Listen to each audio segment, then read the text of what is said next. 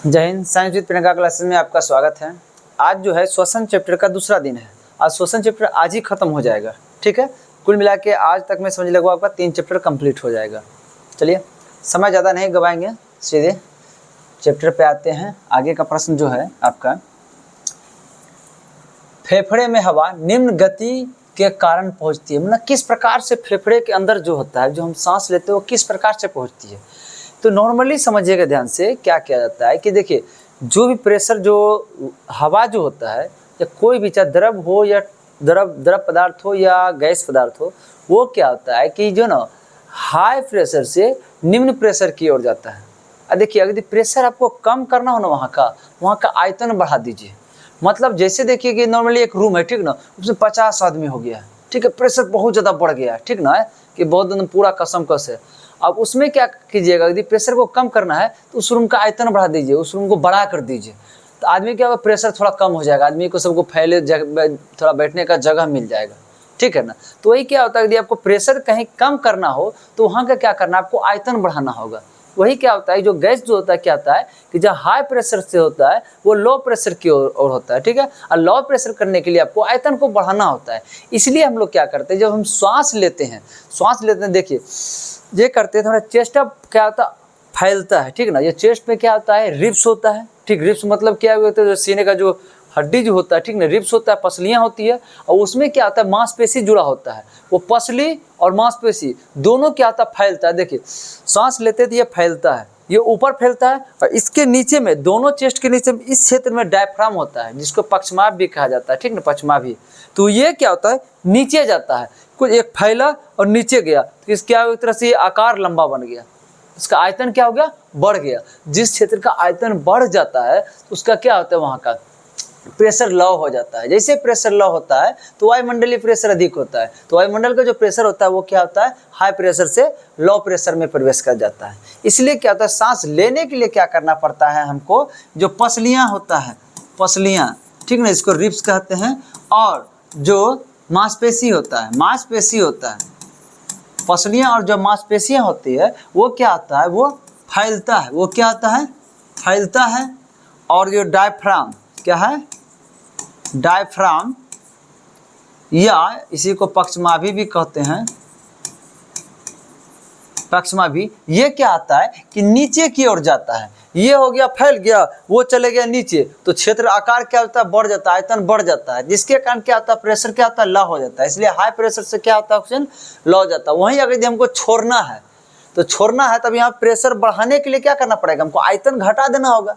जैसे 50 आदमी था, ठीक ना, प्रेशर वहाँ पे क्या था, जिसे उसको हम कम कर दिए थे आयतन बढ़ा करके रूम का। अब उसको क्या किया, रूम का आयतन को और घटा देंगे, फिर तो और प्रेशर बढ़ जाएगा, 50 आदमी को और दिक्कत होने लगेगा, वहाँ प्रेशर ज़्यादा बढ़ जाएगा। तो प्रेशर क्या करेंगे हम लोग, बढ़ाएंगे, तो क्या होगा, जो अंदर की जो हवा है वो बाहर निकल जाएगा। बढ़ाएंगे कैसे, जो ये फैला हुआ था इसको चिपका देंगे, इसको क्या कर देंगे, सिकुड़ा देंगे, और क्या होगा, डायफ्राम को ऊपर ले आएंगे, तो आयतन क्या बचेगा, कम बचेगा, तो प्रेशर अधिक हो जाएगा। जब यहाँ का प्रेशर अधिक हो जाएगा वायुमंडल की तुलना में, तो क्या होगा, यहाँ पे हाई हो गया, वायुमंडल में लो हो गया, तो क्या होगा, यहाँ से फिर सांस के द्वारा बाहर निकल जाता है। बस यही तो प्रक्रिया होता है। सांस लेने वक्त क्या होता है, पसलियाँ और जो मांसपेशियाँ फैलता है, कब, लेने वक्त, कब, लेने वक्त। वही अगर यदि छोड़ने वक्त क्या होगा, ये दोनों क्या हो जाएगा, सिकुड़ जाएगा। छोड़ने वक्त क्या होगा, ये दोनों सिकुड़ जाएगा। और डायफ्राम जो सांस लेने वक्त नीचे जा रहा था, छोड़ने वक्त क्या जाएगा, कहाँ जाएगा, ये ऊपर चला जाएगा, ठीक है। और समझिएगा ध्यान से, वही महिलाएं जो होती है, तो महिलाओं में क्या चीज़ होता है, एक फिगर के माध्यम से हम आपको समझाना चाहेंगे इस चीज़ को।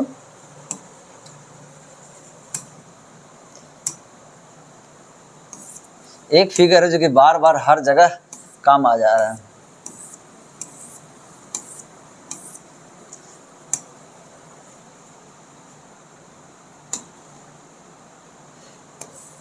समझिएगा ध्यान से, यहाँ क्या चीज़ होता है, इस क्षेत्र में जो है ना फेफड़ा होता है, इस क्षेत्र में क्या आता है, समझिएगा ध्यान से, इस क्षेत्र में क्या आता है, फेफड़ा होता है, इस क्षेत्र में फेफड़ा होता है। और जो ये आपका जो डायफ्राम जो होता है, डायफ्राम इस क्षेत्र में होता है, डायफ्राम इस क्षेत्र में होता है, ठीक है। अब देखिए, जो महिलाएं गर्भवती होती है तो गर्भाशय का क्षेत्र ये है, गर्भवती होती है तो गर्भाशय क्या होता है, धीरे धीरे क्या होता है, समयानुसार क्या होता है, बढ़ते जाता है। बढ़ते जाने के कारण गर्भाशय लगभग इसके लेयर में सट जाता है, इसके लेयर में सट जाता है, जिसके कारण सांस जो हम लोग लेते हैं तो उस समय जो डायफ्राम नीचे आ रहा था, ये डायफ्राम नीचे नहीं आ पाता है। नीचे नहीं आ पाता है तो क्या सांस ले पाएगा, नहीं ले पाएगा, दिक्कत होता है। उस समय क्या होता है कि हम लोग का बॉन्ड का जो रिप्स जो इस तरह से होता है, इधर से भी जोड़ा जोड़ा रिप्स जो होता है, ये रिप्स क्या होता है, वो ये जो रिप्स है इस साइड से ये फैल जाता है, ये भी इस साइड से क्या होता है, फैल जाता है, जिसके कारण क्या होता है, आयतन बढ़ता है। पहले इसको फैलने से आयतन बढ़ रहा था नीचे जाने से, अब यहाँ का रिप्स नीचे का रिप्स ज्यादा ही फैलेगा, ठीक ना, जिसके कारण क्या होता है, उसका आयतन बढ़ा लेता है रिप्स फैला करके। चलिए, इस आधार पे क्या होता है कि श्वसन का प्रक्रिया क्या होता है, कंप्लीट होता है उसमें। चलिए याद रखिएगा बस, जब सांस लेते हैं तो ये दोनों फैलता है और ये क्या होता है, नीचे जाता है। जब सांस छोड़ते हैं तो ये दोनों मांसपेशियां और जो है ये दोनों क्या होता है, सिकुड़ता है और क्या होता है, डायफ्राम पक्षवात क्या होता है, ऊपर जाता है। तो क्या है देखिए, केवल पसलियों की मांसपेशियों के कारण नहीं, इसमें पसलियों नहीं डायफ्राम भी होगा, ठीक है। देखिए पसलियों की मांसपेशियां और डायफ्राम ये दोनों के कारण से। चलिए आंसर हो जाएगा आपका डी नंबर। अगला प्रश्न है आपका, निम्नलिखित में से कौन सा अंग मानव शरीर में जोड़े में नहीं पाया जाता है। आंख, आंख तो जोड़ा में पाया जाता है, आंख जोड़ा में है, कोई दिक्कत नहीं है। फेफड़ा, फेफड़ा तो अभी तुरंत हम बताए थे, फेफड़ा क्या होता है इस तरह से, ठीक है। चलिए फेफड़ा इस प्रकार से होता है, एक बायां साइड होता है, एक दायां साइड होता है। तो फेफड़ा भी क्या होता है, दो होता है। ये क्या होता है, गुर्दा यानी किडनी, किडनी भी क्या होता है, किडनी भी इस प्रकार से होता है, समझिए ध्यान से, एक ऊपर होता है, एक थोड़ा नीचे होता है। किडनी भी कितने जोड़े में होते हैं, कितने, एक जोड़े में होते हैं, नहीं दो होते हैं, ठीक है। उसके बाद मुंह, मुंह तो भाई एक ही है ना, ये जोड़ा में थोड़ी है। इसका मतलब आंसर क्या हो जाएगा, जोड़े में नहीं पाए तो वो आंसर हो जाएगा आपका मुंह हो जाएगा, जो कि जोड़ा में नहीं पाया जाता है। चलिए ध्यान से, तो कीड़े सांस लेते हैं, कीड़ा किस आधार पे सांस लेता है, अक्सर सबको कंफ्यूजन होता है, कौन गिल से सांस लेता है, कौन फेफड़ा से सांस लेता है, कौन त्वचा से सांस लेता है। आपको नॉर्मली हम एक चीज को हम समझा देते हैं कि देखिए, एक माध्यम होता है क्या कि वायुमंडल से श्वसन। आप समझिएगा ध्यान से, जो वायुमंडल में रहेगा वायुमंडल से श्वसन ग्रहण करेगा। जैसे हम लोग क्या वायुमंडल में रह रहे हैं, जमीन पे रह रहे हैं, जमीन से ऊपर क्या वायुमंडल है, इस क्षेत्र में रह रहे हैं, तो इसमें दो प्रकार से श्वसन प्रक्रिया होता है। पहला होता है कि फेफड़ा के द्वारा, किसके द्वारा होता है, फेफड़ा के द्वारा, और दूसरा क्या होता है, ट्रेकिया के द्वारा, ठीक है। तो ये दोनों जो होता है, फेफड़ा और ट्रेकिया, ये दोनों में कैपेसिटी होता है कि वायुमंडल से ऑक्सीजन को यह अपने अंदर समाहित कर सकता है, ठीक है। तो फेफड़ा के द्वारा कौन कौन होता है, जो वायुमंडल में कौन कौन रह रहा है, जैसे देखिए मानव है, ठीक है, कोई जानवर को ले लीजिए, ये सब भी क्या है, वायुमंडल में रह रहा है, स्थल में रह रहा है, ठीक है। तो ये सब में भी क्या है, ये फेफड़ा से होगा। पक्षी जो है आपका, ठीक है, जितने भी पक्षी है सब क्या हो जाएगा, ये फेफड़ा से सांस लेगा। आपका सांप भी जो है, सांप क्या चीज़ है भाई, सांप भी तो यही वायुमंडल से श्वसन करता है, धरातल के ऊपर ही रहता है। तो ये सब जितना है सबका सब क्या होगा, फेफड़ा से सांस लेगा, ठीक है। नसिका छिद्र से शुरू होता है श्वसन की प्रक्रिया, आपको हम बताए थे कि किस प्रकार से जाता है, समझिए ध्यान से। एक श्रेणी में बोलते हैं, देखिए नाक हो गया, नसिका छिद्र होता है। दूसरा स्टेप क्या होता है उसका, ग्रसनी होता है। ग्रसनी से फिर किस ओर जाता है आपका, तीसरा पार्ट आपका हो जाता है श्वास नली। क्या हो जाता है आपका, श्वास नली, या उसके बाद या इसी को क्या कहते हैं, ट्रेकिया, इंग्लिश में कहते हैं ट्रेकिया, चर्चित नेम है इसका, ठीक है। यही श्वास नली ट्रेकिया जो होता है, इसी में लैरिक्स होता है। क्या होता है इसका, लैरिक्स होता है, जिसको वॉइस बॉक्स कहते हैं, यानी स्वर यंत्र कहते हैं। क्या कहते हैं इसको, स्वर यंत्र कहते हैं, ठीक ना। उसके बाद जब उसका श्वसन प्रक्रिया आगे बढ़ता है तो 5वां नंबर में जाता है उसका ब्रोंकाई होता है। क्या होता है, ब्रोंकाई होता है। ब्रोंकाई हो गया, ब्रोंकाई दो भाग में बढ़ता है। ब्रोंकाई दो भाग में बढ़ने के बाद इसका जो अगला स्टेप होता है ब्रोंकोलियस होता है। क्या होता है इसका, ब्रोंकोलियस होता है, ब्रोंकोलियस होता है, ठीक है। ब्रोंकोलियस से जो अगला भाग इसका आता है वो होता है एल्वियोली होता है। क्या होता है, एल्वियोली होता है, ठीक है। यही एल्वियोली है जिसके कारण, जिससे क्या होता है, गैसों का आदान प्रदान होता है, चेंजिंग होता है। यहाँ तक ब्रोंकोलियस तक क्या आता है, जो यहाँ था वो भी यहाँ भी वही रहता है। अगर वो नाक के पास, अगर इससे देखिए यहाँ पे ध्यान समझिएगा, नाक के पास अगर ऑक्सीजन की मात्रा अगर 21 है, ठीक है, नाइट्रोजन की मात्रा अगर 78 है, और CO2 की मात्रा यदि 0.03% नाक के पास है तो ये ब्रोंकोलियस तक जो प्रक्रिया से गुजरेगा यहाँ तक वही रहेगा, ठीक ना। बस एल्वोलाई में आने के बाद इस सब का चेंजिंग होता है, ठीक है। इसलिए पूछा जाता है गैसों का आदान प्रदान कहाँ होता है, इस एल्वोलाई में होता है। चलिए तो अब इसको बता चुके थे हम, इसलिए ज़्यादा इसका फिगर सहित जो है पिछला जो वीडियो जिसमें देखिएगा पूर्ण रूपेण फिगर सहित इसका व्याख्या किए थे, तो बार बार एक ही चीज़ का कितना व्याख्या करें। चलिए आगे देखते हैं इसमें क्या चाहिए, ट्रेकिया। अब समझिएगा ध्यान से, ट्रेकिया से कौन कौन सांस लेता है आपका, जैसे देखिए कि कीड़ा हो गया, कोई कीड़ा हो गया या मकड़ा हो गया, ठीक है, या तिलचट्टा हो गया। देखिएगा कि कीड़ा मकड़ा तिलचट्टा ये सब भी क्या होता है, स्थल पे ही पाया जाता है, ये सब वायुमंडल से ही शोषण करता है, ठीक ना। तो ये ट्रेकिया मतलब क्या हो गया, यही श्वास नली, यहीं से यहाँ से शुरू होता है। ट्रेकिया हम लोग में भी है, लेकिन हम लोग किससे शुरू करते हैं, नाक से शुरू करते हैं, ठीक ना। वो लोग क्या होता है, यहीं से शोषण ग्रहण करता है ये ट्रेकिया से, इसी को श्वास नली कहते हैं। चलिए अब देखिए ध्यान से, इसे याद रखिएगा, वायुमंडल से दो प्रकार से श्वसन प्रक्रिया कर सकता है, जिसके पास फेफड़ा है वो कर सकता है, इसके पास ट्रेकिया है वो कर सकता है। अगला क्या आता है, जल से श्वसन। क्या आता है, जल से श्वसन। तो जल से देखिए श्वसन वही कर सकता है जिसके पास क्या आता है, होना चाहिए गिल्स होना चाहिए। क्या होना चाहिए, गिल्स होना चाहिए, यानी क्या होना चाहिए, गल्फर। क्या होना चाहिए, गल्फर, ठीक है। गिल्स यानी गल्फर। देखिए गिल्स यानी गल्फर, इससे क्या कर सकता है, कोई भी जो है ना ये जल से शोषण कर सकता है। कारण क्या होता है कि समझिए, जो गिल्स जो होता है उसमें क्या होता है, छोटा छोटा छिद्र पाया जाता है।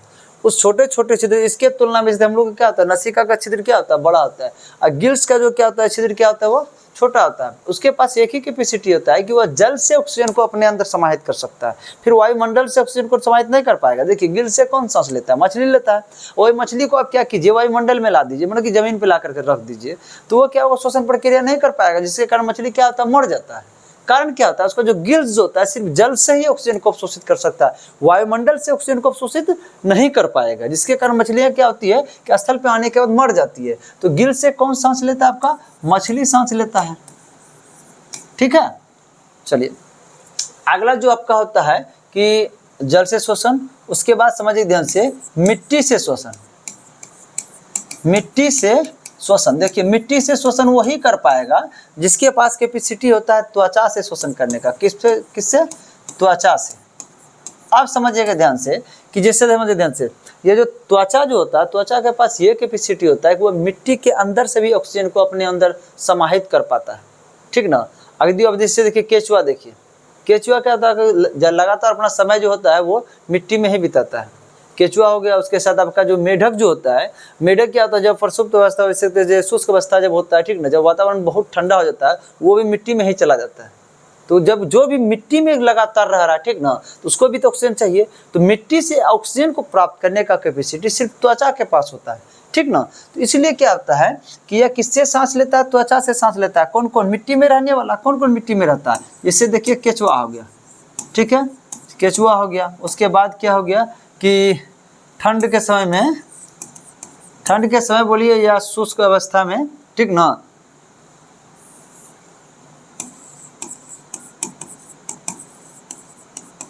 शुष्क अवस्था में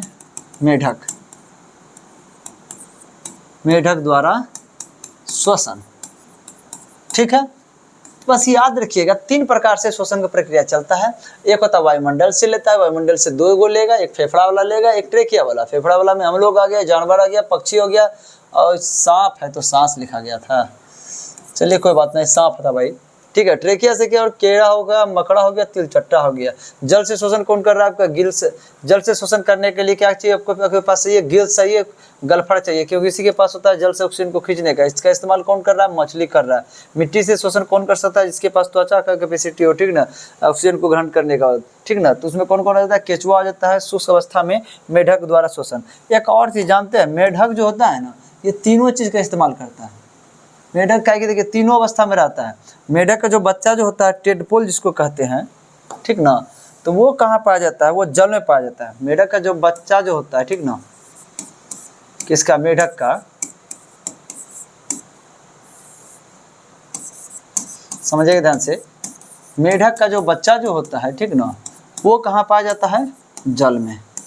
जब ये मेढक क्या होता है, बड़ा होता है, तब ये कहाँ पाया जाता है भाई, स्थल में, ठीक है। और एक और समय, जब मेढक किस अवस्था में, शुष्क अवस्था में जाता है, कब, शुष्क अवस्था में जाने पर, ठीक है। तो ये कहाँ चला जाता है, मिट्टी के अंदर, क्या कहाँ चला जाता है, मिट्टी के अंदर चला जाता है। अब नॉर्मली समझिएगा ध्यान से, जब मेढक जब बच्चा होता है तो वो जल में पाया जाता है। तो जल से किसके पास है कैपेसिटी ऑक्सीजन को अपने अंदर समाहित करने का, गिल्स के पास है। गिल्स जो होता है उसी के पास कैपेसिटी होता है अंदर समाहित करने का, ठीक ना। तो अब जब क्या होगा, जब जल में जब बच्चा जब होता है मेढक, तो वो किसके द्वारा श्वसन करता है, वो गिल्स के द्वारा, जिसको हम गलफड़ कहते हैं। यहाँ पे होता है जो मछली होता है ना, तो समझिए ध्यान से, जो मछली जो होता है, ठीक ना, तो यह इस क्षेत्र में जो होता है ना, इस क्षेत्र में गलफड़ होता है, ठीक है, मछली का, समझिए ध्यान से।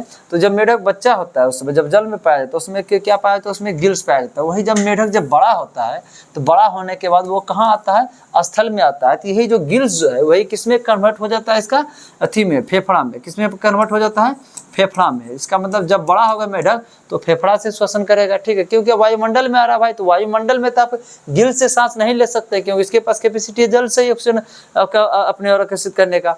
ये फेफड़ा में जब स्थल में आ जाएगा तो किसके द्वारा होगा, फेफड़ा के द्वारा होगा, ठीक है। और हम लोग अगर यदि चाहेंगे कि जल में चल जाए, हम लोग तो फेफड़ा वाला है, हम लोग चाहेंगे कि जल में चल जाए, जल में जाने के बाद क्या हम लोग का संभव हो सकेगा, नहीं हो सकेगा, क्योंकि हम लोग का फेफड़ा के पास कैपेसिटी है क्या चीज, कि वायुमंडल से ऑक्सीजन को ग्रहण करने का।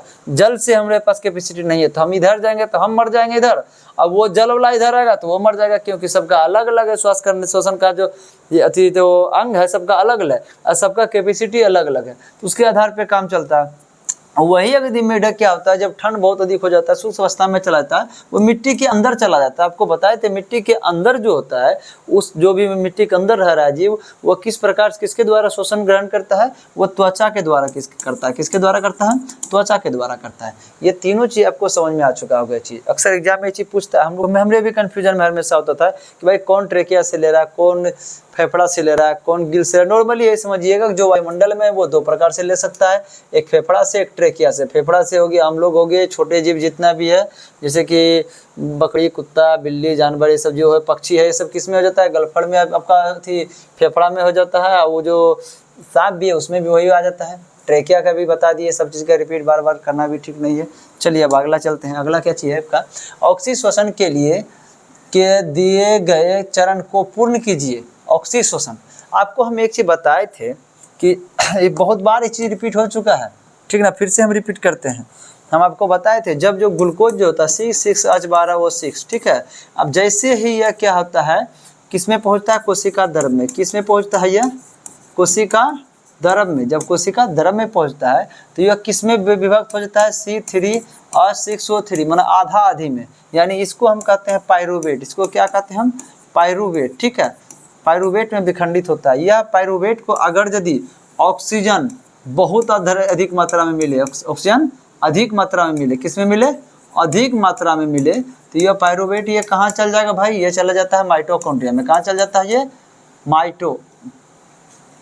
समझिए ध्यान से, ये माइटोकॉन्ड्रिया में चला जाता है। तो ये जो माइटोकॉन्ड्रिया में जाता है, तो समझिएगा ध्यान से, तो माइटोकॉन्ड्रिया में जाने के बाद क्या होता है, इसका जो है ना पायरूवेट का पूर्णरूपेण विखंडन होता है। जितना अधिक विखंडन होगा, यानी विखंडन अधिक होना मतलब ऑक्सीकरण अधिक होना, जितना अधिक ऑक्सीकरण होगा वो उतना अधिक ऊर्जा देता है और उष्मा देता है। समझिएगा ध्यान से, माइटोकॉन्ड्रिया में ऑक्सीजन बहुत अधिक मात्रा में मिल रहा था, ठीक है, तो ग्लूकोज का क्या होगा, इसका बहुत अधिक विखंडन होगा, जिसके कारण क्या होता है कि 36 ATP ऊर्जा का निर्माण होता है, प्लस कार्बन डाइऑक्साइड का निर्माण होता है, प्लस जल का निर्माण होता है, प्लस उष्मा का निर्माण तो होना है, ठीक है, समझिए ध्यान से। उसके बाद वहीं अगर यदि इसको क्या मिले, कम मात्रा में ऑक्सीजन मिले, O2 क्या मिले, आंशिक रूप से मिले, क्या मिले, आंशिक रूप से मिले। जब O2 आंशिक रूप से मिलता है, कम मात्रा में मिलता है, तब क्या होता है, ये प्रक्रिया कहाँ संपन्न होती है, ये मांसपेशी में होता है। कहाँ होता है, ये मांसपेशी में होता है। अभी देखिए, अभी बहुत सारे लड़के हैं जो कि बिहार पुलिस का तैयारी शुरू किए हैं। बहुत ऐसा होता है रिजल्ट हो जाएगा, उसके बाद दौड़ना शुरू करेंगे। वो एकाएक दौड़ने के लिए जाता है, उसके पैर दर्द हो कर लेगा, 4 दिन 5 दिन तक उसको दौड़ा नहीं जाएगा, ठीक ना। तो वो वही होता है, उसका बॉडी क्या होता है, ऑक्सीजन को उसके बाद कैपेसिटी नहीं हो पाता है कि हाँ कितना अधिक मात्रा में खींच के रख सकते हैं, ठीक ना। वो स्टार्टिंग में उसको दिक्कत होता है, जिसके कारण क्या होता है ऑक्सीजन की बॉडी में, उसकी मांसपेशियों में क्या होता है ऑक्सीजन का कमी हो जाता है, जिसके कारण क्या बन जाता है उसके मांसपेशियों में लैक्टिक अम्ल बनता है। क्या बनता है? लैक्टिक अम्ल बनता है। यही लैक्टिक अम्ल जो होता है कि जो है ना, यही लैक्टिक अम्ल क्या होता है उसका दर्द का कारण बनता है, ठीक है। और जैसे इस लैक्टिक अम्ल को क्या करना पड़ता है हमको, वहाँ से हटाने के लिए क्या करते हैं, गर्म पानी से सेकते हैं या किसी से पैर दबाते हैं, तो लैक्टिक अम्ल क्या होता है उस मांसपेशी के पास से क्या होता है इधर उधर तितर बितर हो जाता है, इधर उधर बढ़ जाता है, तो दर्द क्या होता है कम हो जाता है। वही लैक्टिक अम्ल संगठित रूप से एक जगह रहेगा तो आपका दर्द करता रहेगा, ठीक ना। तो लैक्टिक अम्ल के साथ साथ क्या निर्माण करता है, कार्बन डाइऑक्साइड निर्माण करता है, और क्या निर्माण करता है ये जल निर्माण करेगा, और क्या करेगा 2 ATP ऊर्जा, कितना 2 ATP ऊर्जा का निर्माण करता है, ठीक है। चलिए अगर यदि इसको वही स्थिति में इसको क्या हो जाएगा, ऑक्सीजन अनुपस्थित होगा यानी ऑक्सीजन नहीं होगा, ऑक्सीजन होगा ही नहीं, तो ये अभिक्रिया कहाँ होती है समझिएगा ध्यान से, ये ईस्ट की उपस्थिति में होता है। किसकी उपस्थिति में? ईस्ट, जिसको हम लोग क्या कहते हैं, खमीर कहते हैं। जब ऐसी अभिक्रियाएं होंगी तो क्या बनेगा आपका, इथेनॉल बनेगा। क्या बनेगा? इथेनॉल। इथेनॉल क्या है? इथेनॉल एक शराब है। क्या है? इथेनॉल एक शराब। हम लोग जो भी एक तरह से जो शराब का जो निर्माण जो किया जाता है तो किस प्रक्रिया के द्वारा किया जाता है, यही प्रक्रिया के द्वारा किया जाता है। इस प्रक्रिया को किण्वन भी कहते हैं। क्या कहते हैं इसको हम? किण्वन भी कहते हैं। उससे क्या बनता है, इथेनॉल बनता है, शराब बन गया, कार्बन डाइऑक्साइड बनेगा, फिर क्या हो जाएगा और 2 ATP का निर्माण होगा, 2 ATP ऊर्जा का निर्माण होता है, ठीक ना। तो समझिएगा ध्यान से, इस अगर इसमें ऑक्सीजन पूर्ण रूपेण मिल रहा होता है उसको हम ऑक्सी श्वसन कहते हैं। क्या कहते हैं हम? ऑक्सी श्वसन कहते हैं, ठीक है, ठीक है। आगे ऑक्सीजन क्या एकदम नहीं मिल रहा है, अनुपस्थित है, तो इसको हम कहते हैं अनॉक्सी श्वसन कहते हैं। क्या कहते हैं? अनॉक्सी श्वसन कहते हैं। और इसी में क्या आता है, अगर ऑक्सीजन पूर्ण रूपेण मिलता है तो इसी को कहते हैं वायवीय श्वसन कहते हैं। वायवीय श्वसन कहते हैं। सेम बात है, खाली मीनिंग अलग अलग है, और एग्जाम में भी अलग अलग दे देगा, कहीं वायवीय श्वसन दे देगा, कहीं ऑक्सी दे देगा, ठीक है। ये अनॉक्सी श्वसन को उसको कहते हैं वायवीय, इसको कहेंगे अवायवीय। ओ लगा दीजिए पहले, अवायवीय श्वसन, ठीक है, अवायवीय श्वसन हो जाएगा। कोई दिक्कत इसमें? देखिए ये अक्सर एग्जाम में पूछा जाता है इस चीज़ लेकर के, ठीक ना, तो इसलिए बार बार ये अक्सर रिपीट हो रहा है। अब देखिए क्या बोला है, अब देखिए प्रश्न से पता चलेगा। अनॉक्सी श्वसन, अनॉक्सी मतलब कौन चीज? बिना ऑक्सीजन वाला, अनॉक्सी श्वसन ये है ना। अनॉक्सी श्वसन के दिए गए चरण को पूर्ण कीजिए, ग्लूकोज का हुआ विखंडन डैश बना। ये क्या है हमको पता नहीं है, अभी देखिए पता चल जाएगा। और क्या चाहिए आपका? कार्बन डाइऑक्साइड है भाई, कार्बन डाइऑक्साइड तो है, ठीक है। उसके बाद ऊर्जा, हाँ 2 ATP, जो ATP जो है ये सब ऊर्जा का निर्माण करता है। देखिए यहाँ पे क्या होता है, ऑक्सीजन जो है, ऑक्सीजन के द्वारा ग्लूकोज का पूर्ण विखंडन हुआ था, बहुत अधिक मात्रा में तोड़ा गया था ऑक्सीजन ग्लूकोज को, ठीक ना। तो जितना अधिक मात्रा में ग्लूकोज टूटेगा उतना अधिक मात्रा में ऊर्जा बनेगा। देखिए 36 ATP ऊर्जा बना ना, बहुत अधिक। उसके बाद ये लोग में ऑक्सीजन थोड़ा कमते गया, जिसमें 2 ATP बना है। तो देखिए कार्बन डाइऑक्साइड ऊर्जा ये 2 तो मिल गया है, मिला क्या चीज़ नहीं है अभी तक में। देखिए कार्बन डाइऑक्साइड मिल गया है, इसमें कार्बन डाइऑक्साइड मिल गया, ऊर्जा मिल गया, क्या नहीं मिला? इथेनॉल नहीं मिला। क्या मिला है? नहीं मिला, इथेनॉल नहीं मिला है। इसका मतलब इथेनॉल हो जाएगा, ऑप्शन ये हो जाएगा, टिक मार देंगे। कोई दिक्कत? चलिए ये आंसर क्या हो जाएगा आपका? इथेनॉल हो जाएगा। वही अगर दी ऑक्सीजन कम मात्रा में होता तो क्या बन जाता? लैक्टिक अम्ल बन जाता, ठीक है। चलिए अगला देखिए, डैश प्रक्रिया रासायनिक ऊर्जा को तापीय ऊर्जा में बदलता है। कौन सा प्रक्रिया जो कि रासायनिक ऊर्जा को तापीय ऊर्जा में, कोई रासायनिक अभिक्रिया करते हैं उससे क्या मिल जाता है? ऊष्मा बन जा रहा, ताप बन जा रहा है। कौन सा प्रक्रिया है? अब चलिए देखिए पोषण में तो ऐसा कोई भी बात नहीं हो रहा था। पोषण में हम लोग क्या कर रहे थे समझिएगा, फिर से देखते हैं ध्यान से। पोषण हम लोग क्या 3 चीज का ही एक तरह से पोषण में एक तरह से 6 चीज का हम लोग ग्रहण कर रहे थे। पोषक तत्व जो होता है, पोषण किससे होता है? पोषक तत्व से होता है। पोषक तत्व कौन कौन था आपका? कार्बोहाइड्रेट था, शॉर्ट में लिखते हैं, प्रोटीन था, वसा यानी लिपिड्स था, ठीक है। उसके बाद क्या था? विटामिन था। उसके बाद क्या था? मिनरल्स, जिसके अंदर कैल्शियम, फास्फोरस, मैग्नीशियम, सोडियम, ये सब आता है, मिनरल्स था। उसके बाद क्या था? ये जल था। ये कुल मिला के 6 पोषक तत्व, जिससे हमारे शरीर का क्या होता है? पोषण होता है। और इसमें पाचन होता है किसका? ये तीनों का पाचन नहीं होता, ये तीनों रोगों से सुरक्षा करता है, ये तीनों का पाचन हो रहा था। तो ये पाचन के दौरान ये टूट भी रहा था। कार्बोहाइड्रेट किस में टूट रहा था? आपको ग्लूकोज में टूट रहा था। किस में टूट रहा था? ग्लूकोज में टूट रहा था, ये प्रोटीन किस में टूट रहा था, तो अमीनो अम्ल में, अमीनो अम्ल में टूट रहा था। ये लिपिड से वसा किस में टूट रहा था, कि वसीय अम्ल प्लस ग्लिसरॉल में। देखिए ये टूट तो रहा था भाई, ठीक ना, ये टूट रहा था, ये बड़े अणु छोटे अणु में कन्वर्ट हो रहा था, लेकिन ये हमें ऊर्जा नहीं दे रहा था, ठीक ना। और यही ना ही इससे हमें कोई तरह का उष्मा प्राप्त हो रहा था। ये पोषण से तो संभव ये चीज़ नहीं था, ये पोषण से संभव नहीं था। अब देखते हैं शोषण। शोषण में क्या चीज़ होता है समझिए, परिवहन मतलब किसी चीज़ को एक स्थान से दूसरे स्थान तक ले जाना, इससे भी उज्जैन उष्मा का कोई जन इसका मतलब ही नहीं है। मल परित्याग, मल परित्याग क्या, जो अपशिष्ट चीज है उसको शरीर से बाहर निकाल देना, तो उसमें भी कोई ऊर्जा या उष्मा का कोई अथी नहीं है, ठीक ना। अब देखिए शोषण, शोषण में आपको हम अभी तुरंत बताए हैं, एक बताए थे आपको कि जो शोषण अभी तुरंत बताया कि इसमें जब ग्लूकोज को क्या कहता है ऑक्सीजन के द्वारा पूर्ण रूप से तोड़ा जाता है तो क्या चीज बनता है, अभी जस्ट हम बताए, देखते हैं पिछले वाला प्रश्न में है देखिए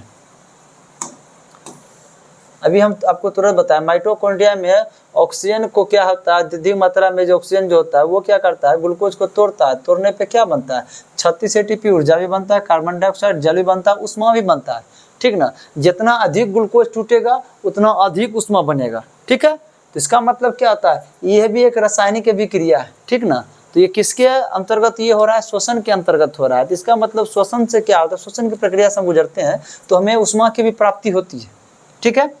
चलिए तो इसमें क्या हो जाएगा आंसर, इसका श्वसन हो जाएगा।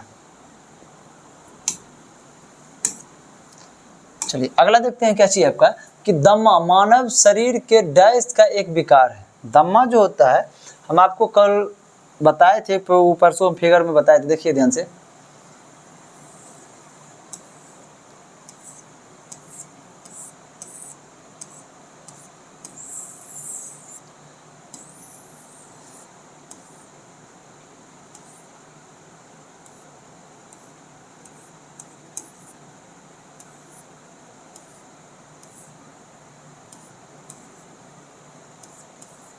तो समझिएगा ध्यान से, ये जो है ना ये हम पार्ट बाय पार्ट बता रहे हैं इस चीज़ का, देखिए ध्यान से।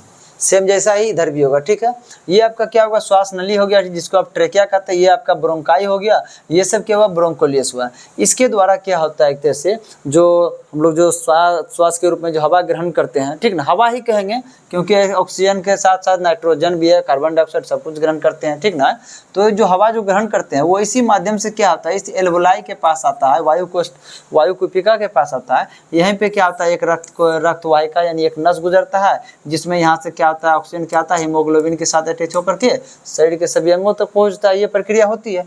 लेकिन जिसको दम्मा जो हो जाता है, तो ये जो ब्रोंकोलियस जो होता है या ब्रोंकाई होता है, इसमें क्या होता है, एक तरह से यहाँ पे श्लेष्मा एक तरह से रूप में एक तरह से क्या होता है, ये जमा होने लगता है, चिपचिपा पदार्थ और जमा होने लगता है, जिसके कारण क्या होता है कि ये हवा जो एक तरह से ब्रोंकोलियस तक पहुंच रहा था, ये ब्रोंकोलियस से होते हुए वायु कोशिका या एल्वोलाई तक पहुंच रहा था, उसमें अवरुद्ध होने लगता है, दिक्कतें होने लगती हैं, ठीक ना। जिसके कारण क्या होता है, हमें बहुत ज़्यादा खांसी होता है। इसलिए खांसी होता है कि हम लोग का ये कोशिश होता है हमारे बॉडी का जो द्रव पदार्थ जो जमा हो गया है ये सबको बाहर निकालना, लेकिन वो इतना अति रूप से फंसा हुआ रहता है जिसके कारण क्या, तो वो बाहर नहीं निकल पाता है, जिससे यहाँ पे इन्फेक्शन भी होता है और शरीर के लिए बहुत ज़्यादा नुकसानदेह होता है, ठीक ना, दम्मा में। इसके साथ साथ एक और चीज़ देखे होंगे, ये कोरोना क्या था, कोरोना में क्या चीज़ हो रहा था, यहाँ जो गैसों का जो आदान प्रदान यही एल्वोलाई से हो रहा था ना, इसी से गैसों का आदान प्रदान हो रहा था। तो कोरोना का जो वायरस जो था, ठीक ना, तो वो कोरोना वायरस क्या कर पा रहा था कि ये जो एल्वोलाई था इसी को क्षतिग्रस्त कर पा रहा था। ये क्षतिग्रस्त जो कर दे रहा था ना, तो गैसों का आदान प्रदान नहीं हो पा रहा था। गैसों का आदान प्रदान नहीं होगा तो ऑक्सीजन अगर जाके ब्लड में नहीं घुलेगा, तो ऑक्सीजन जब ब्लड में नहीं घूमेगा, इसी ब्लड के माध्यम से कोशिका तक ऑक्सीजन पहुँचता है जो कि ग्लूकोज को तोड़ पाता है। और कोशिका कहाँ है, हमारे बॉडी के हर पार्टे में कोशिका है, और हर पार्ट में इसका मतलब हर कोशिका में ऊर्जा निर्माण होता है, ठीक ना। अब यहाँ से चेंज होबे नहीं करेगा, यहाँ जो हम जो हवा के माध्यम से ऑक्सीजन लिए यहाँ तक आए हैं, ये ऑक्सीजन ब्लड में जाएगा नहीं तो कोशिका के पास पहुँचेगा नहीं, कोशिका के पास पहुँचेगा नहीं तो ऊर्जा बनाएगा नहीं, ऊर्जा बनाएगा नहीं तो हमारा शरीर काम कर पाएगा, आपका मस्तिष्क सही से काम कर पाएगा नहीं, मस्तिष्क को भी क्या लगातार ऊर्जा की आवश्यकता पड़ती है, आप क्या हो जाइएगा, बेहोश हो जाइएगा, बेहोश हो जाने के बाद क्या हो सकता है, या तो आप कोमा में चले जाइएगा तो मर जाइएगा। होता है क्या चीज़, अक्सर एक्सीडेंट में क्या करता है कि जो ब्लड जो होता है, ब्लड लगातार बहुत अधिक मात्रा में निकल जाने से आदमी का मौत क्यों हो जाता है, तो जो ब्लड जो होता है उस रक्त में क्या पाया जाता है, ग्लूकोज पाया जाता है, ठीक ना, ठीक ना। इसलिए ग्लूकोज को रक्त वाली शर्करा भी कहते हैं। वह ग्लूकोज क्या होता है, रक्त के माध्यम से आपके शरीर से बाहर निकल गया। वो ग्लूकोज का क्या काम होता है, वही ग्लूकोज आपके कोशिका तक पहुंचेगा। शरीर के सभी हर जितना भी शरीर का जितना भी अंग सब कोशिका से बना है, सभी कोशिकाओं तक वह ग्लूकोज पहुंचता है। उसके बाद पीछे से इधर से ऑक्सीजन जाता है, उस ग्लूकोज को तोड़ता है तो ऊर्जा बनता है। अब आपका ग्लूकोज भी यदि रक्त के माध्यम से बह गया पूरा है, ठीक ना, तो ऑक्सीजन जा करके किसको तोड़ करके ऊर्जा बनाएगा, इसके पास कोई उपाय ही नहीं है कि किसी को तोड़ करके ऊर्जा बना पाए, ठीक है। तो जिसके कारण क्या होता है, आपके बॉडी में ऊर्जा की हरासमेंट हो जाती है। आपका दिमाग को भी एक तरह जो ऊर्जा की जरूरत पड़ता है वो भी कम पड़ने लगता है, जिसके कारण क्या होता है, दिमाग काम करना बंद कर देता है। धीरे धीरे व्यक्ति कोमा में जाता है, धीरे धीरे आदमी मर जाता है, ठीक है। इसलिए ज़्यादा ब्लडिंग भी क्या होता है, दिक्कत होता है, यही कारण से लोग मरते हैं। और ये जो कोरोना काल में भी यही कर पा रहा था, तो ग्लूकोज आपके बॉडी में बहुत भरा पड़ा था, ठीक है, लेकिन ऑक्सीजन भाई यहाँ से चेंज होकर के जाएगा आपके ग्लूकोज तक, तब ना वो तोड़ पाएगा। ये भी समस्या हो रहा था, इसलिए कोरोना में क्या होता है, बहुत सारे व्यक्ति मारे गए थे। इसमें एक और चीज़ आपका होता है टीबी। टीबी जो होता है, टीबी क्या होता है, एक बैक्टीरिया के कारण से होता है। कौन सा, ट्यूबरकुलोसिस बैक्टीरिया। कौन, ट्यूबरकुलोसिस बैक्टीरिया। वो क्या होता है कि आपके फेफड़े में पहुंच करके यहाँ घाव पैदा करता है, इन्फेक्शन पैदा करता है, घाव आपको फेफड़े में हो जाएगा, ठीक ना। तो उसमें क्या होता है, धीरे धीरे जो उसमें भी जो गैस जो होता है, जो कि आपका एल्वेलाई तक पहुंचने का होता है, यहाँ का जो दीवार जो होता है ये भी संकुचित हो जाता है, सिकुड़ जाता है, जिसके कारण गैसों को आदान प्रदान करने में इस क्षेत्र में दिक्कत होता है, ठीक है। तो उसमें क्या होता है, ये भी टीबी होने का मुख्य वजह होता है। टीबी रोग में यही सब समस्या होती है। इसका मतलब याद रखिएगा हर हमेशा, जो दम्मा जो होता है, जो टीबी जो होता है, जो कोरोना था, ये तीनों किससे संबंधित रोग था, ये फेफड़ा से संबंधित रोग था। तो फेफड़ा से संबंधित, इसका मतलब श्वसन तंत्र से संबंधित रोग था, ठीक है। चलिए अगला देखते हैं कि गले का एक फैला हुआ हिस्सा जो लड़कों में आवाज बॉक्स बढ़ाने के लिए जिम्मेदार होता है, उसको क्या कहते हैं, कि नॉर्मली समझिएगा ध्यान से, जिससे देखिए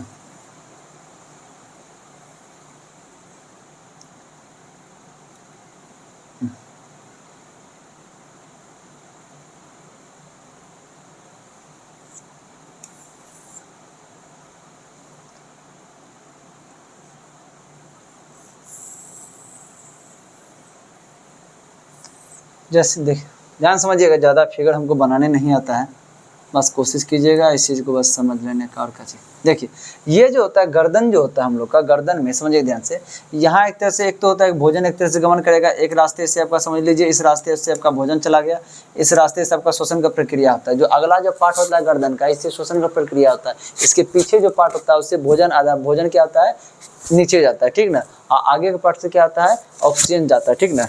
तो इसको हम क्या कहते हैं, जिससे ऑक्सीजन नहीं समझिए, जिनसे हवा जाता है उसको क्या कहते हैं, हम ट्रेकिया या श्वास नली कहते हैं। और ये जो है इसको हम लोग क्या कहते हैं, ये ग्रास नली होता है। तो अब इसमें जो जाता है एक तरह से, तो यहाँ पे एक तरह समझिए ध्यान से, एक लैरिक्स पार्ट होता है। ये पार्ट क्या है, लैरिक्स है। क्या ये है, लैरिक्स है, जिसको हम लोग क्या कहते हैं, स्वर यंत्र कहते हैं, ठीक है। इसी लैरिक्स में ये जो पार्ट होता है एक निकला हुआ, बाहर निकला हुआ, ये अक्सर पुरुषों में आप देखिएगा, यहाँ देखिएगा, ये जो पार्ट है ये निकला होता है, किसी का बहुत ज़्यादा निकला होता है। ये जितना ज़्यादा निकला होगा उतना व्यक्ति का क्या होता है, आवाज़ मोटा होता है, भारी आवाज़ होता है, ठीक है। इसको क्या कहा जाता है, एडम एप्पल कहा जाता है। क्या कहता है, एडम एप्पल। इसको क्या कहते हैं, निकला होता है, इसको कहते हैं हम एडम एप्पल।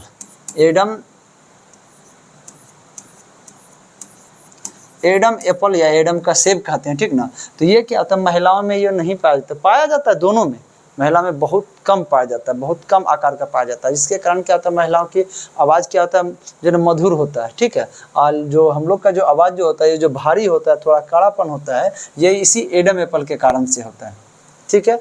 चलिए उसके बाद क्या, ये लैरिक्स का ही पार्ट है, एडम एप्पल है, ठीक ना। टेस्टोस्टेरोन देखिए हार्मोन होता है।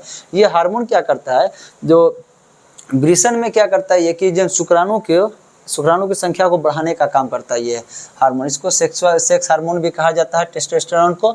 उसके बाद जो हार्मोन जब पढ़ाएंगे उसमें उसका पूर्णरूपेण व्याख्या कराएंगे, ठीक ना। ये ग्रसनी, देखिए ग्रसनी, एक तरह ग्रसनी के बारे में पूछा जाता है कि ये देखिए, ये जो पार्ट जैसे देखिए, यहाँ से नाक से क्या होगा, ये हवा आएगा, ठीक है। मुँह से क्या जाएगा, भोजन जाएगा। तो ये भोजन का नली यहाँ से शुरू होता है, हवा का नली यहाँ से शुरू होता है, लेकिन ये जो पार्ट क्या कहलाता है, जहाँ की दोनों आ रहा है, यहाँ जो दोनों जो आ रहा है इस पार्ट को कहा जाता है ग्रसनी। दोनों आ रहा है उसको क्या कहते हैं हम लोग, ग्रसनी कहते हैं, ठीक ना। तो अक्सर बोला जाता है कि वह कौन सा पार्ट है जहाँ पे कि श्वसन और जो है ना इसका भोजन दोनों प्रक्रियाएं एक साथ होती है, तो वो कौन सा जगह होता है, ये ग्रसनी एक पार्ट होता है। चलिए अब अगला ध्यान देते हैं। अगला है कि निम्नलिखित में से कौन सा भाग यह सुनिश्चित करता है कि श्वसन के दौरान वायु मार्ग बंद ना हो। तो वायु मार्ग बंद ना हो उस चीज के लिए हम आपको भी बताएं एक चीज, ठीक है।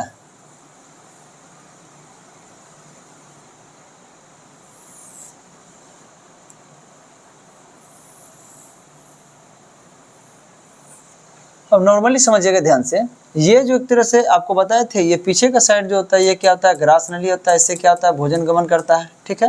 और ये क्या हो गया आपका, ट्रेकिया हो गया। ट्रेकिया में ही देखिएगा एक तरह से इस तरह का वाल होता है, इस तरह का वाल होता है, हल्का घूमा घुमा घुमा घुमा जैसा। ये कार्टिलेज का बनाता है, किसका बनाते हैं, कार्टिलेज, जिसको उपास्थि कहते हैं। ऐसे आप छुइएगा ना इसको यहाँ पे, तो आपको अनुभव होगा कि कुछ जो है ना एक तरह से पतला पतला जो है ना लगा हुआ यहाँ से यहाँ तक, छूने के बाद आपको पता चल जाएगा।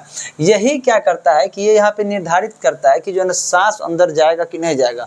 आप खूब सांस खींचिए, आप चाहिएगा यहाँ से रोक देने का ना, तब रोक सकते हैं, सांस को रोक दीजिएगा, अंदर अंदर जो है ना सांस जाएगा ना, हवा जाएगा ही नहीं अंदर, ठीक है। तो यह क्या कहता है कि जो ना सुनिश्चित करता है कि श्वसन के दौरान वायु मार्ग बंद ना हो। यही कार्टिलेज जो होता है यही फिक्स करता है कि श्वसन के दौरान ये बंद नहीं हो, ठीक ना। इसलिए क्या कहते हैं, इसको घेरे हुए रहता है। चलिए डायफ्राम के बारे में आपको बता चुके थे। डायफ्राम क्या होता है, यहाँ नीचे पाया जाता है, श्वास लेने के दौरान डायफ्राम नीचे चल जाता है, आयतन बढ़ जाता है, हम लोग सांस लेते हैं। सांस छोड़ने के दौरान क्या होता है, अब डायफ्राम ऊपर चला आता है, आयतन घट जाता है, हम लोग सांस को छोड़ देते हैं, ठीक है। डायफ्राम को ही पक्षमाप कहा जाता है, हिंदी इंग्लिश का टेंशन है बस, और कुछ बात नहीं। ये जो श्लेष्मा है, श्लेष्मा एक चिपचिपा पदार्थ है जो आपको मुंह में भी पाया जाता है, पेट में भी पाया जाता है, ठीक है। उसके बाद आपका फेफड़े में भी पाया जाता है। अगला है आपका ऑक्सीजन के अनुपस्थिति में सबस्ट्रेट के पूर्ण विघटन को क्या कहा जाता है। आपको अभी तुरंत बताए थे कि जब ऑक्सीजन की अनुपस्थिति में जब ऑक्सीजन नहीं हो तो उसको क्या कहते हैं, हम अनॉक्सी श्वसन कहते हैं। क्या कहते हैं, अनॉक्सी श्वसन कहते हैं। और उसके साथ साथ इसका और नाम एक है, क्या है, ओवायवीय श्वसन। क्या कहते हैं, ओवायवीय श्वसन कहते हैं। इसमें कि वायु की अनुपस्थिति होती है, ठीक है। तो क्या है, ऑक्सी श्वसन क्या बोलता है, ऑक्सीजन की अनुपस्थिति में, अनुपस्थिति में तो क्या होगा, अनॉक्सी श्वसन हो जाएगा। ऑक्सी श्वसन कब होता है, जब ऑक्सीजन बहुत अधिक मात्रा में, भरपूर मात्रा में होता है, तब होता है ऑक्सी श्वसन, ठीक ना। यहाँ ऑक्सीजन क्या है, ऑक्सीजन है ही नहीं, तो क्या होगा, अनॉक्सी श्वसन हो जाएगा, ठीक है। चलिए अगला देखते हैं कि मानवों द्वारा सामान्यतः अंतःश्वसित और उच्च श्वसित वायु में ऑक्सीजन का प्रतिशत कितना होता है। नॉर्मली एक तरह समझिएगा ध्यान से, जब हम श्वास क्या करते हैं, ग्रहण करते हैं, यानी क्या करते हैं, अंतः ग्रहण करते हैं। क्या करते हैं, अंतः ग्रहण करते हैं, ठीक है। जिसको क्या कहते हैं, इंग्लिश में इनहेलेशन कहते हैं, ठीक है। जब अंतः ग्रहण करते हैं या इसी को कहते हैं निश्वसन। क्या कहते हैं, निश्वसन कहते हैं। जब अंतः ग्रहण करते हैं तो उस समय क्या होता है कि हम क्या क्या चीज़ ग्रहण करते हैं, तो आपका नाइट्रोजन जो होता है वो हम 78% ग्रहण करते हैं। ऑक्सीजन जो होता है हम लोग 21% ग्रहण करते हैं, ठीक है। CO2 जो होता है 0.03% ग्रहण करते हैं, और जो भी होता है वो अन्य होता है ग्रहण करते हैं, ठीक है। लेकिन क्या होता है कि ये ऑक्सीजन ही क्या होता है, हमारे शरीर के जो वायु कूपिका जो होता है, एल्वोलाई जो होता है, उसको पार करके अंदर जाता है। तो ये कितना प्रतिशत ऑक्सीजन पार करके अंदर जाता है, तो ये 21 में से क्या आता है, ये 4% क्या आता है, अंदर जाता है। और यह 4% ऑक्सीजन जो अंदर गया था, तो वो जा करके क्या करता है, ये जो ग्लूकोज जो होता है C6H12O6 को, यही 4% ऑक्सीजन क्या करता है, उसको तोड़ता है। तोड़ने के बाद क्या बन जाता है, ATP के रूप में ऊर्जा बन जाता है, और कार्बन डाइऑक्साइड बन जाता है, जल बन जाता है। तो ये जल तो मूत्र के सहारे क्या होता है, शरीर से बाहर निकल जाता है। लेकिन ये जो 4% ऑक्सीजन जो गया था, यह किस में बदल गया है, कार्बन डाइऑक्साइड में बदल गया है। तो अब छोड़ेंगे तो कार्बन डाइऑक्साइड को भी छोड़ना होगा, क्या कि ये जल को तो हम पेशाब के रास्ते बाहर निकाल देंगे। शरीर हम लोग का शरीर क्या करता है, जो भी अपशिष्ट चीज़ है जिसका कोई काम नहीं, उसको शरीर से बाहर निकलना है। ये द्रव है तो क्या होगा, पेशाब के रास्ते बाहर निकल जाएगा, ठीक है। ये कार्बन डाइऑक्साइड, ये गैस है, गैस क्या होता है, श्वास के जरिए से बाहर निकलता है। अब 4% घुसा था, क्या अंदर गया था था कौन, ऑक्सीजन गया था, अब निकलेगा 4% कौन, कार्बन डाइऑक्साइड निकलेगा। इसका मतलब क्या होगा, जब हम क्या करते हैं, निःश्वसन करते हैं, क्या करते हैं, निःश्वसन करते हैं। निःश्वसन मतलब क्या होता है, निःश्वसन कहिए, उच्छ्वास कहिए, क्या कहिए, उच्छ्वास की है। दोनों का मतलब यह होता है, इसको एक्सहेलेशन भी कहते हैं। इन्हें शरीर से क्या होगा, वायु को बाहर निकाल देना, ठीक ना। ये जो बाहर निकालेंगे, उस समय नाइट्रोजन को हम जब एक्सेप्ट ही नहीं किए थे, शरीर के अंदर प्रवेश ही नहीं करवाए थे भाई, तो ये घटेगा नहीं, घटेगा तो उतना ही रह जाएगा। लेकिन अब समझिएगा ध्यान से, जो ऑक्सीजन जो था, ऑक्सीजन 21% था, लेकिन उसमें से 4% क्या हो गया था, अंदर चला गया था, तो बचा था कितना, 17% बचा था। ऑक्सीजन कितना बचा था, 17%, ठीक है। अब कार्बन डाइऑक्साइड जो था, कार्बन डाइऑक्साइड कितना था, 0.03% था। लेकिन जब उसके बाद जब सांस छोड़ते हैं तो उस समय क्या हो गया, ये कार्बन डाइऑक्साइड 4% बढ़ गया। कितना परसेंट बढ़ गया, 4% बढ़ गया। तो कार्बन डाइऑक्साइड कितना हो जाएगा, ये 4% हो जाएगा लगभग, ठीक ना। उसके बाद जो और सब है, जो अन्य है, ठीक है। अब प्रश्न क्या चीज था कि मानवों द्वारा सामान्यतः अंतः श्वसित और उच्चवसित वायु में ऑक्सीजन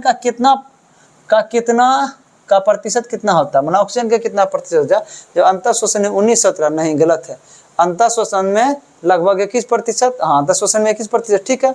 उच्च श्वसित वायु में 16%, लगभग समझिए 16%, 17%, ठीक है, लगभग 16% है ना, तो लगभग समझिए यही सही हो जाएगा, लगभग हो जाएगा, ये सही हो, 16-17% लगभग यही सही हो जाएगा। तो कौन सा हो जाएगा आपका, ये 21 टू कितना हो जाएगा, 21% टू 16%, बोलिए, बात बराबर है। अंदर लेते समय 21, छोड़ते समय 16, ठीक है। चलिए, मानव में भोजन और हवा के लिए सामान्य मार्ग है। हम आपको बताए थे कि भोजन एवं हवा के लिए सामान्य मार्ग कौन सा था, ग्रसनी था। हम आपको बताए थे इससे पहले वाले फिगर में, चलिए इसे हम बताते हैं। हम आपको बताए थे, समझ, ये क्या था, एक तो भोजन का मार्ग था, ठीक है। ये क्या था, शोषण का मार्ग था। यहाँ पे क्या होता है, एक एपिग्लोटिस होता है, ठीक ना। यही अगर यदि आपका जो है ना, एपिग्लोटिस क्या करता है, अगर इस तरह से बंद हो जाएगा तो भोजन इसमें चला जाएगा, ये खुला रहेगा तो शोषण की प्रक्रिया इससे संपन्न होगा। लेकिन यह जो क्षेत्र जो होता है, जहाँ पे दोनों आ रहा है, इस क्षेत्र में क्या आ रहा है, भोजन भी आ रहा है, क्षेत्र में शोषण भी आ रहा है, तो यह जो क्षेत्र होता है, ये क्षेत्र क्या कहलाता है आपका, ग्रसनी कहलाता है। क्या कहलाता है, ये ग्रसनी कहलाता है, जिसको इंग्लिश में कहते हैं फेरिक्स। क्या कहते हैं, फेरिक्स कहते हैं। यही एक पार्ट होता है जहाँ की भोजन और शोषण दोनों एक तरह से होता है, क्रिया संपन्न इस पे होता है। ये पूछ रहा है, मानव में भोजन और हवा के लिए सामान्य मार्ग, एक ही मार्ग है, उसी माध्यम से दोनों को जाना है, भोजन को भी और हवा को भी। डैश की अनुपस्थिति में वायु शोषण होता है। कौन सा ऐसा गैस जो कि नहीं रहेगा तो वायु शोषण होगा, तो वही ऑक्सीजन नहीं रहेगा तो वायु शोषण होगा, रहेगा तो वायु शोषण हो जाएगा। आंसर क्या हो जाएगा इसका, ऑक्सीजन हो जाएगा। कार्बन मोनोऑक्साइड के बारे में आपको बताए थे कि जो हम लोग का जो एल्वेलाई जो होता है, ठीक ना, एल्वेलाई के पास से अगर जो हीमोग्लोबिन क्या करता है, ऑक्सीजन को लेके जाने का काम करता है, ठीक है। लेकिन वही इस हीमोग्लोबिन को अगर दी ये कार्बन मोनोऑक्साइड मिल जाएगा, तो वो ऑक्सीजन को छोड़ करके वह क्या करता है, कार्बन मोनोऑक्साइड को अपने साथ लेके जाता है। तो अब हम आपको बताए थे, जो ग्लूकोज जो होता है C6H12O6, इसको बस सिर्फ ऑक्सीजन ही तोड़ सकता है। अगर यदि ऑक्सीजन है तो तोड़ देगा, लेकिन वही अगर यदि कार्बन मोनोऑक्साइड है तो वो इसको नहीं तोड़ पाएगा। इसका मतलब अब जब कार्बन मोनोऑक्साइड आपका सबसे ज्यादा, हीमोग्लोबिन अगर यदि आपका पहले लेके किसको जा रहा था, ऑक्सीजन को हीमोग्लोबिन लेके जा रहा था, अब लेके जाने लगा किसको, कार्बन मोनोऑक्साइड को लेके जाने लगा। भाई तुम लेकर के जा रहे हो, आओगे तो दोनों को इसी के पास लेकर के, यदि यहाँ लेकर के आते हो हीमोग्लोबिन को, तो ये इसको तोड़ ही नहीं पाएगा। जब ये टूटेगा नहीं तो ऊर्जा बनेगा नहीं आपके शरीर में, तो इससे कोई फायदा है कार्बन मोनोऑक्साइड से। यदि कार्बन मोनोऑक्साइड आपके शरीर में आ भी जाता है, इसको तोड़ेगा नहीं, ऊर्जा नहीं बनेगा। ऊर्जा नहीं बनता है तो क्या हो जाएगा, आपके शरीर में जो आपको बेहोश हो जाइएगा, या तो एक तरह से कोमा चल जाइएगा, मर जाइएगा, ठीक है। वही अगर दी जाए ये हीमोग्लोबिन वही ऑक्सीजन को लेके आता है, तो क्या आता है, ये तोड़ेगा किसको, ग्लूकोज को तोड़ेगा। ग्लूकोज को तोड़ेगा तो क्या होगा, ऊर्जा बनेगा। इसलिए कहा जाता है हर हमेशा अपना फायदा नहीं देखना चाहिए, कि देखना चाहिए दूसरे को, इसको फायदा दुनिया को किस चीज से हो रहा है। ये हीमोग्लोबिन जो होता है, ये ज्यादा चाहता है कार्बन मोनोऑक्साइड को, ठीक ना। अगर ऑक्सीजन है भी तो यह क्या करता है, कार्बन मोनोऑक्साइड को लेके जाएगा। लेकिन भाई तुम लेके जा रहे हो, तुम्हारे लिए यह प्रिय है, लेकिन बॉडी के लिए नुकसानदेह है, ठीक ना। इसलिए इसको लेके जाना चाहिए था ऑक्सीजन को, लेकिन ये अक्सर लेके जाता है कार्बन मोनोऑक्साइड को। सिर्फ अगर कार्बन मोनोऑक्साइड इसको मिल जाए तो ये कार्बन मोनोऑक्साइड कब इसको मिल जाता है, जैसे आप ट्रैफिक एरिया में गमन लगातार करते हैं, कार्बन मोनोऑक्साइड निकलते रहता है। हमारी भी ड्यूटी लगभग ट्रैफिक में लगभग 1.5 साल लगभग रहा, तो उस समय दिक्कत होता है, श्वास का समस्या होता है। लगातार गाड़ियों के बीच आप कंटिन्यू खड़े रहते हैं, गाड़ी को साइड वाइड कराते हैं, उस गाड़ी से क्या होता है, जो धुआं निकलता है, धुआं से क्या निकलता है, कार्बन मोनोऑक्साइड निकलता है, जो क्या करता है आपके अंदर जो ऑक्सीजन जो कैपेसिटी जो होता है, ऑक्सीजन अंदर जाने का जो कैपेसिटी है उसको क्या करता है, कम करके रखता है। कौन? कार्बन मोनोऑक्साइड कम करके रखता है, इसके साथ आपके शरीर में ऊर्जा नहीं बनेगा, ठीक है।